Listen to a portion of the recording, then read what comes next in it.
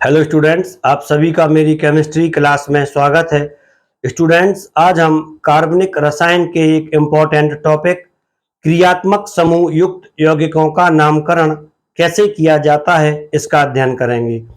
इसके पहले वाले वीडियो में हम संतृप्त हाइड्रोकार्बन का नामकरण कैसे किया जाता है और असंतृप्त हाइड्रोकार्बन का नामकरण कैसे किया जाता है इसका अध्ययन कर चुके हैं। तो स्टूडेंट्स, हम शुरू करते हैं क्रियात्मक समूह युक्त यौगिकों का नामकरण कैसे किया जाता है। तो सबसे पहले हमारे सामने जो क्वेश्चन आता है कि क्रियात्मक समूह या फंक्शनल ग्रुप किसे कहते हैं।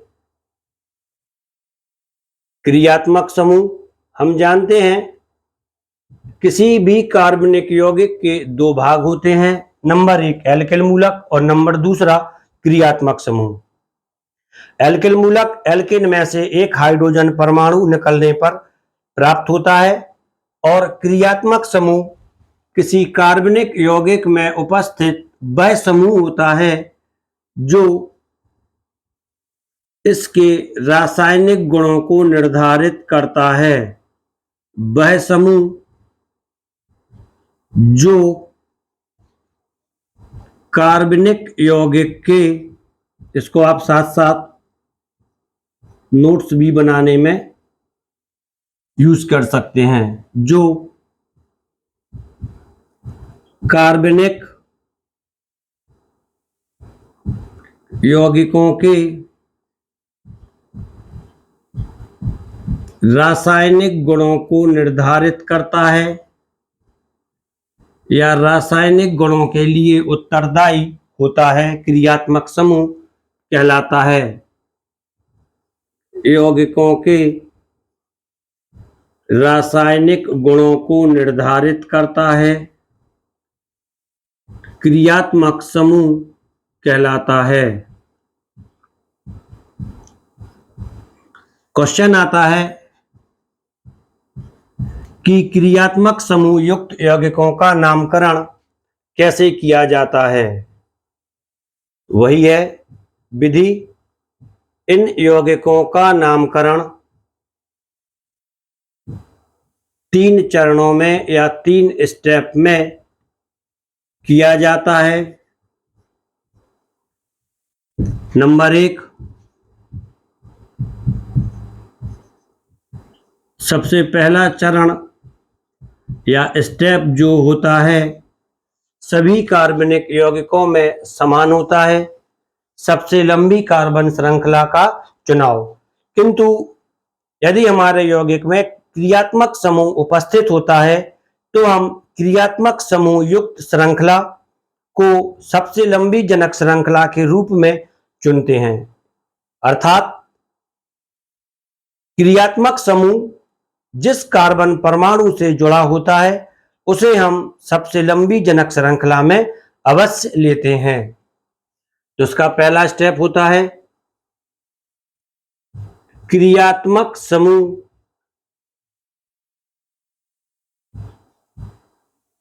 युक्त श्रृंखला जनक श्रृंखला के रूप में ली जाती है। क्रियात्मक समूह युक्त श्रृंखला जनक श्रृंखला। जनक श्रृंखला का मतलब है पेरेंट चेन। जनक श्रृंखला के रूप में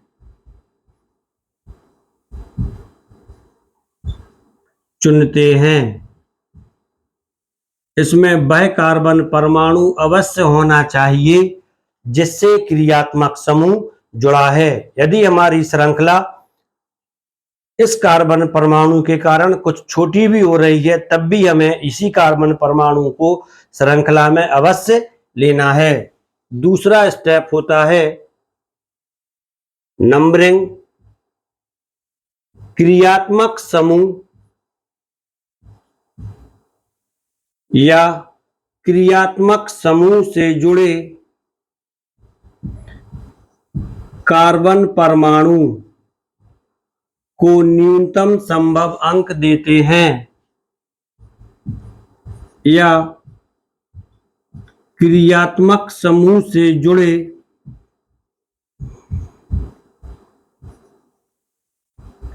कार्बन परमाणु को न्यूनतम संभव अंक देते हैं। यह सभी में करना पड़ता है।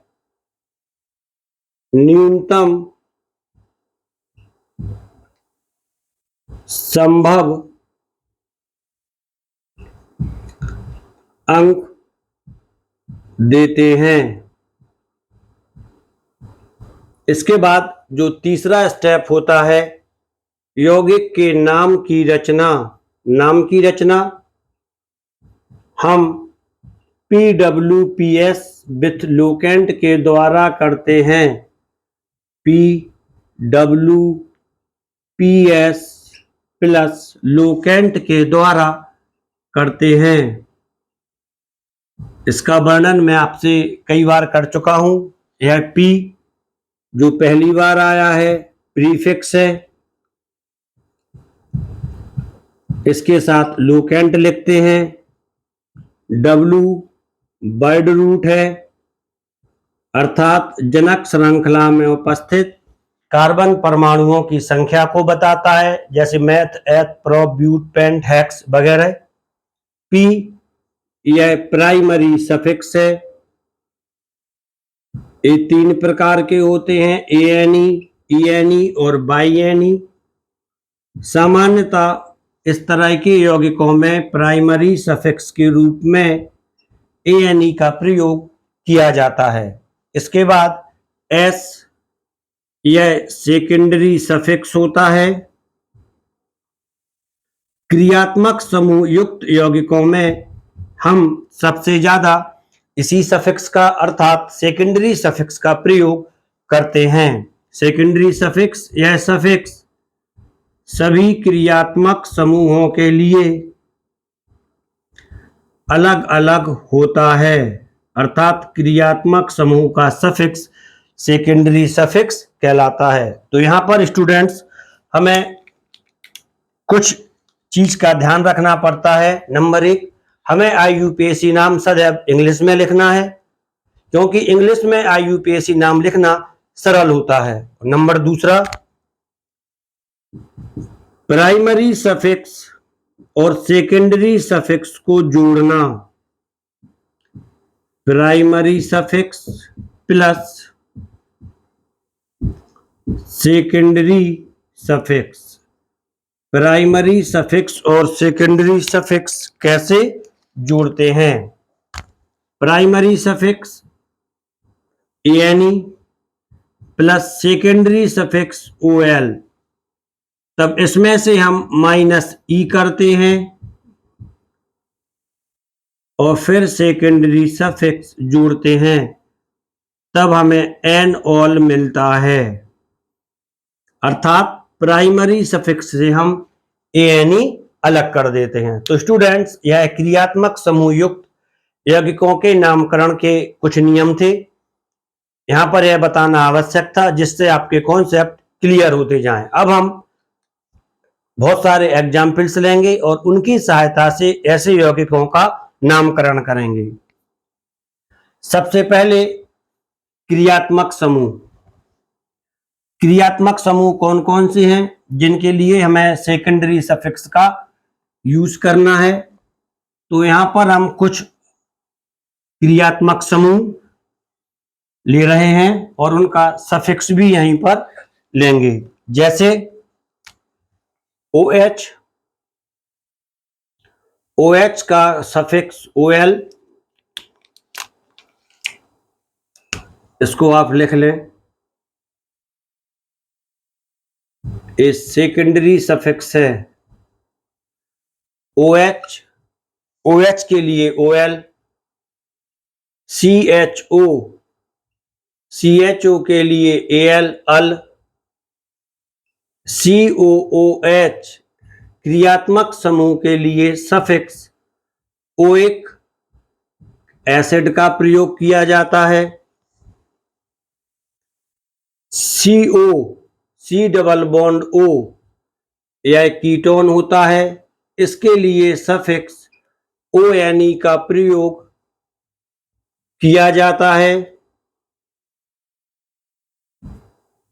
CONH2 यह एसिड एमाइड होता है। एमाइड, इसके लिए सफिक्स एमाइड का प्रयोग होता है। CN साइनाइड, इसके लिए सफिक्स नाइट्राइल का प्रयोग होता है। 1 2 3 4 5 6 और RCOOR डैश ये एस्टर होते हैं। एस्टर के लिए सफिक्स OH का प्रयोग होता है। एस्टर के लिए सफिक्स OH का प्रयोग होता है।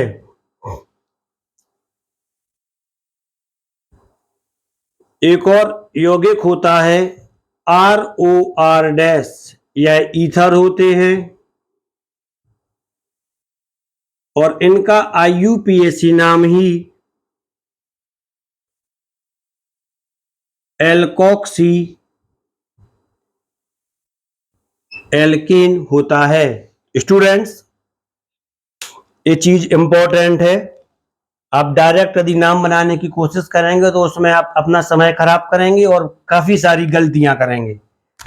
ROOR डैश जो कि एस्टर है, इसका नाम एल्काइल एल्केनोएट होता है। एल्काइल एल्केनोएट होता है। और CONH2 इसका नाम एल्काइल एमाइड होता है। ये इनके IUPAC नेम है। अब इनका यूज कैसे करते हैं हम इसकी भी चर्चा करेंगे, इनका भी अध्ययन करेंगे।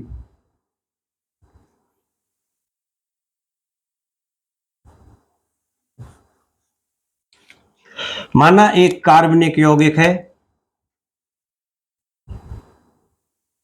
CH3 CH2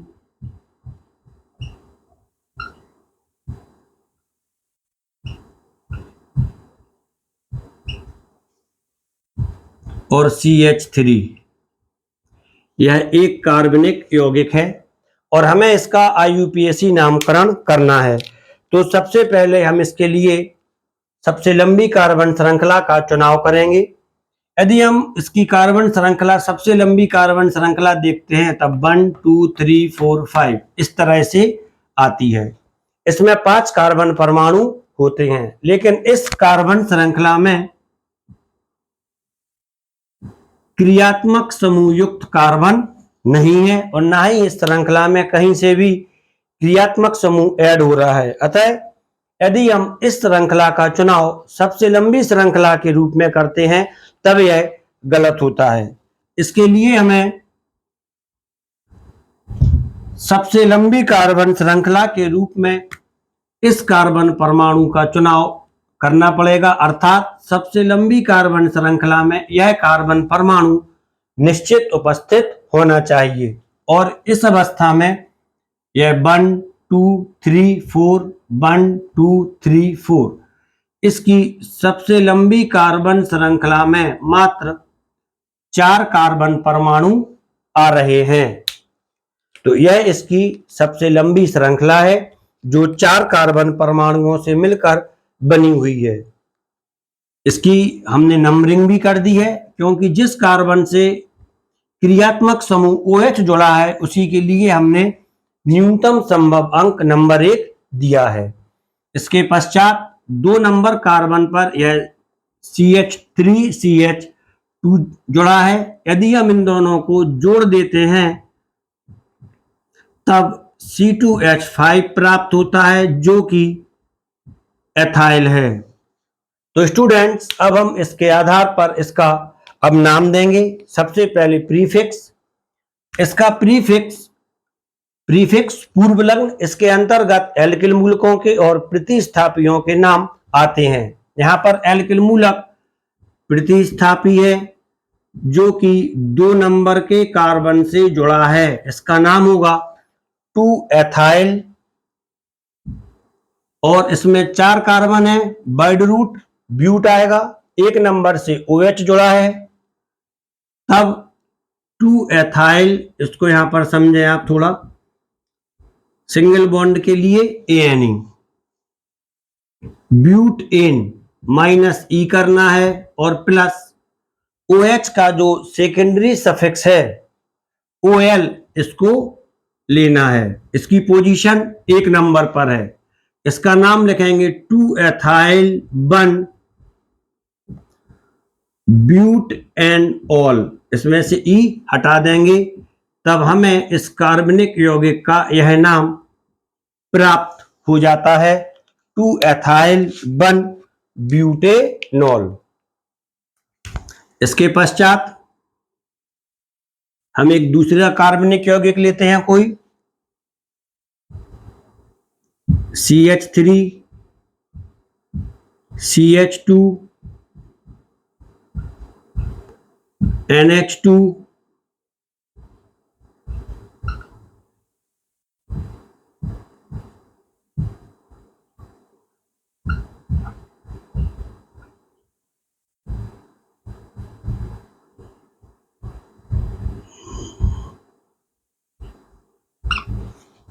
इस तरह से यदि हम कोई यौगिक ले लेते हैं और इसका अब हमें नाम लिखना है NH2 के लिए सफिक्स एमीन आता है, NH2 के लिए सफिक्स एमीन आता है। तो सबसे लंबी कार्बन श्रृंखला यदि हम देखते हैं तब 1 2 3 4 5, सबसे लंबी कार्बन श्रृंखला 1 2 3 4 5 5 कार्बन परमाणुओं के द्वारा बनती है, अर्थात इसके लिए वर्ड रूट पेंट होगा। इसके बाद नंबरिंग, इसकी नंबरिंग करने के लिए यदि आपको कंफ्यूजन होता है कि हम कहां से इसकी नंबरिंग करें, तब आप लोएस्ट सम रूल का प्रयोग करें, और लोएस्ट सम रूल के लिए 1 2 3 4 5 पहली बार आप लेफ्ट टू राइट नंबरिंग इसकी कर दें, और दूसरी बार में जब नंबरिंग करते हैं तब इसको राइट टू लेफ्ट कर दें। यह 1 2 3 4 और 5। अब इनके जो लोकेंट हैं इन्हें हम लिख लें। लेफ्ट टू राइट में सबसे पहले 2 नंबर पर साइड चेन है, 2 नंबर लिख लिया, 3 नंबर पर NH2 है, +3 कर दिया, 4 नंबर पर CH3 है, +4 कर दिया, 4 + 3 7 + 2 = 9, यहां पर लोकेंट का टोटल आ रहा है। इसके बाद यदि हम राइट टू लेफ्ट लें तब यह 2 3 और 4, 2 + 3 + 4 = 9 आ रहा है, अर्थात इसकी नंबरिंग दोनों ओर से सही है। हम लेफ्ट टू राइट भी कर सकते हैं और राइट टू लेफ्ट भी कर सकते हैं। इसके बाद हमें इसके लिए प्रीफिक्स चाहिए। प्रीफिक्स, इसमें एल्किल मूलक है, 1 नंबरिंग हम इसमें से यूज करेंगे, इसकी वो हम यूज कर रहे हैं लेफ्ट टू राइट। इसमें 2 नंबर पर है मेथाइल, 4 नंबर पर भी एक मेथाइल है, 3 नंबर पर इसका जो फंक्शनल ग्रुप है एमीन है, इसके पार्ट्स हैं, पार्ट्स लिख रहे हैं अभी, और 5 के लिए वर्ड रूट पेंट है, और सिंगल बॉन्ड के लिए ANE है। सबसे पहले हमें प्रीफिक्स लिखना है। प्रीफिक्स 2,4 दो बार के लिए डाई मेथाइल। इसके बाद 3 नंबर से एमीन जुड़ा है, हाइफा 3 पेंट ANE होता है, माइनस ई करके एमीन लिखना है, पेंटेन माइन।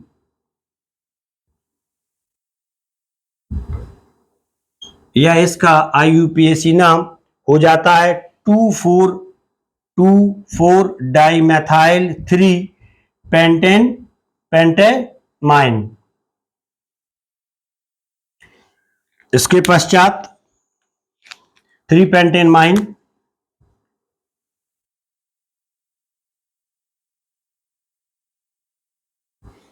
हम एक तीसरा कार्बनिक यौगिक लेते हैं। यहां पर हमें एक चीज और ध्यान रखना है, ऐसे सभी क्रियात्मक समूह जिनमें कार्बन है,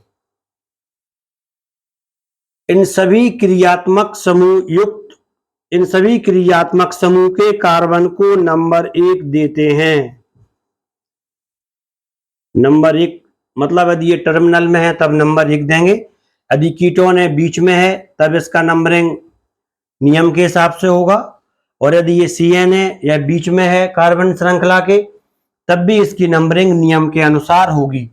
सिर्फ नंबर 1 CHO और COOH के लिए देना है, और यदि ये CONH2 टर्मिनल पोजीशन पर है, किनारे पर है, इसको दे सकते हैं या देंगे। क्रियात्मक समूह,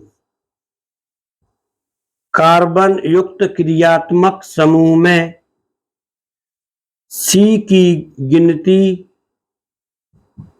लॉन्गेस्ट कार्बन चेन में होती है, सबसे जनक श्रृंखला में होती है। जैसे इसको रफ कर दें,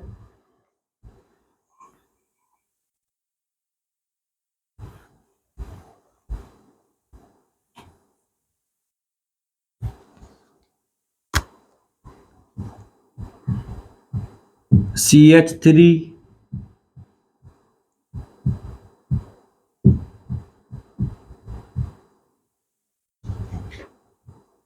CH2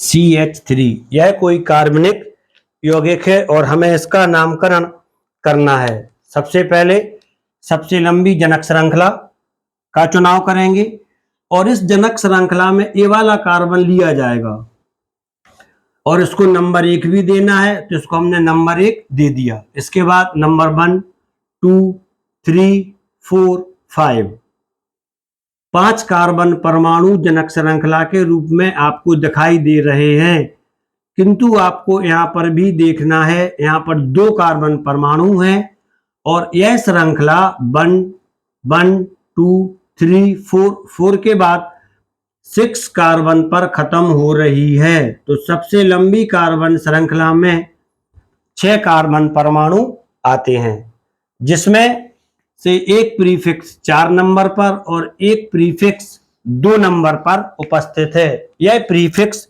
मेथाइल है और इसका नाम हम लिखते हैं 2,4 डाई मेथाइल हेक्सेनल। इसमें 1 लिखना जरूरी नहीं है, यदि नहीं लिखते हैं तब भी सही होता है, और यदि आप क्योंकि इसकी पोजीशन टर्मिनल पोजीशन होती है, इसकी संयोजकता ही 1 होती है। 2,4 डाई मेथाइल 1 हेक्सेनल, इसको हम इस प्रकार से भी लिख सकते हैं। इसके पश्चात यदि कोई कार्बनिक यौगिक इस तरह से है,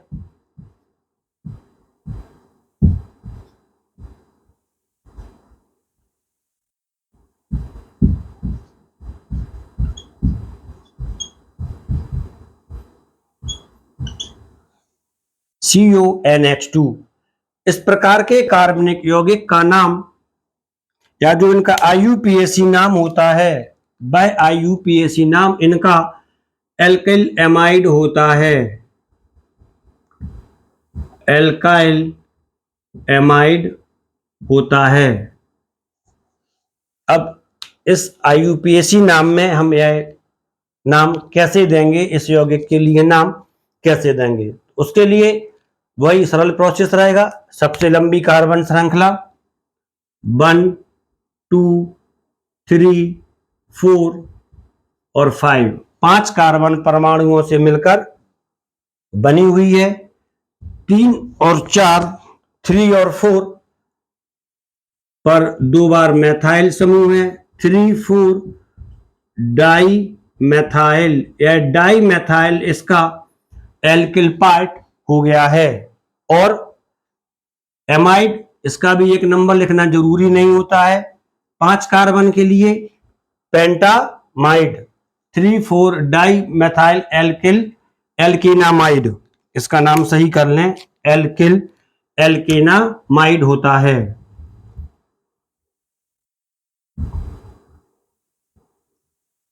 एल्केनामाइड 3 4 डाई मैथाइल AL के वर्ड रूट है और 5 के लिए पेंटेनामाइड, यह इसका नाम हो जाता है 3 4 डाई मैथाइल पेंटेनामाइड या 3 4 die methyl 1 पेंटेनामाइड।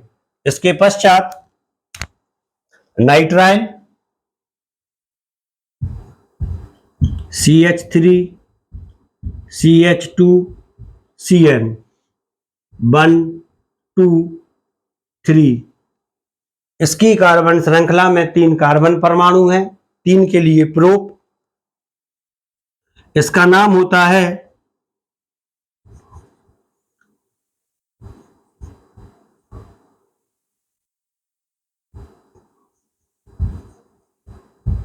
Propane -E plus nitrile NITRILE propane nitrile.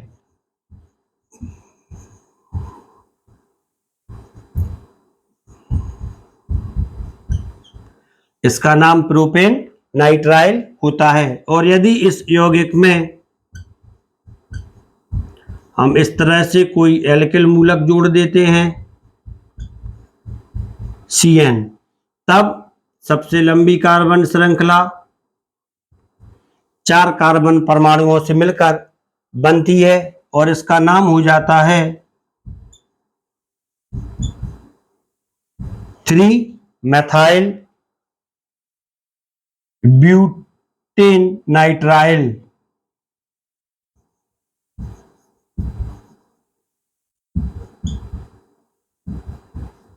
3 methyl butane nitrile, यह CN समूह का नामकरण था। इसके पश्चात एस्टर समूह,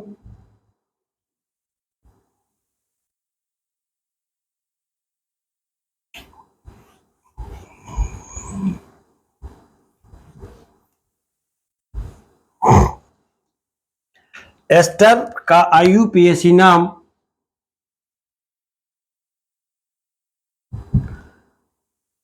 एल्काइल एल्केनोएट होता है, ALKANOATE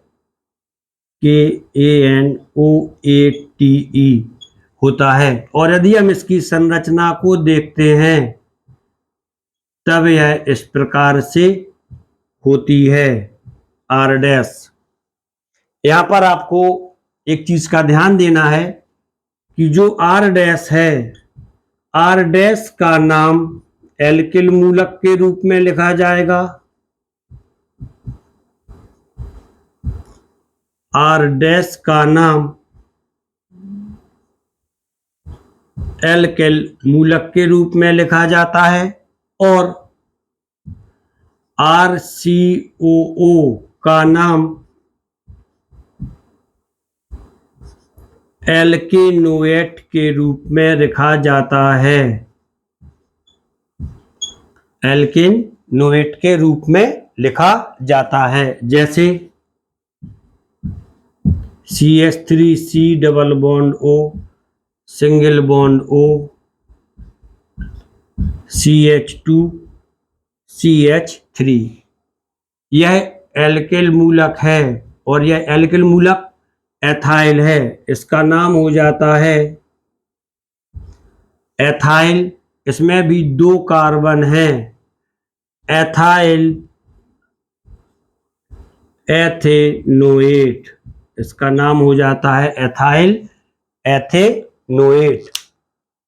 यह एमाइड का नामकरण था, एस्टर का नामकरण था, एमाइड का हो चुका है। इसके बाद ROR डैश, ये ईथर होते हैं और इनका नामकरण एल्कोक्सी एल्केन के रूप में किया जाता है।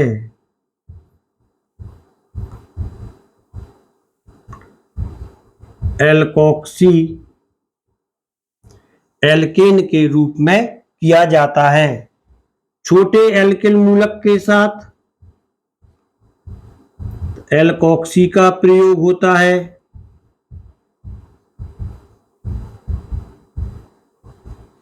और बड़े एल्किल मूलक के साथ, बड़े का मतलब OR डैश के साथ एल्कोक्सी,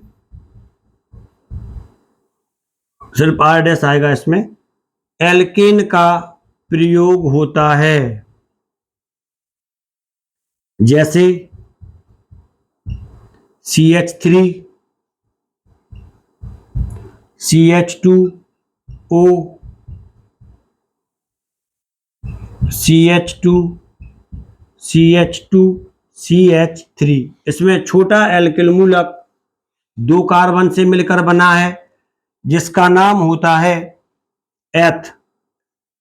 एथाइल। तो इसका नाम हो जाता है एथऑक्सी। इसी के साथ O भी आ जाएगा, एथऑक्सी। और 3 कार्बन के लिए प्रोप, सिंगल बॉन्ड के लिए ANE। इसका नाम हो जाता है एथॉक्सी प्रोपेन। तो स्टूडेंट्स, अभी आपने क्रियात्मक समूह युक्त यौगिकों का नामकरण कैसे किया जाता है इसका अध्ययन किया है। स्टूडेंट्स, यदि यह आपकी समझ में आ गया है तो आप इसको लाइक कर लें और मेरे चैनल के लिए भी सब्सक्राइब कर लें, जिससे कि आपकी स्टडी लगातार चलती रहे। Thank you.